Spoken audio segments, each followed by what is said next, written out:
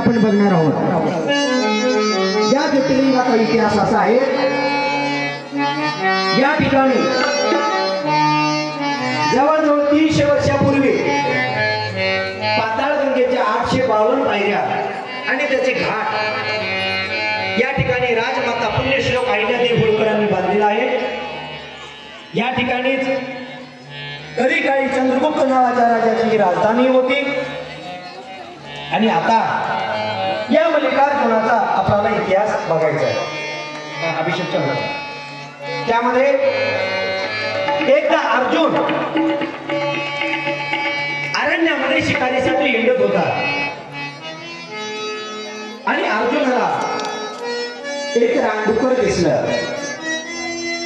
त्यामध्ये अर्जुन त्या रानडुकराच्या पाठीमागे लागला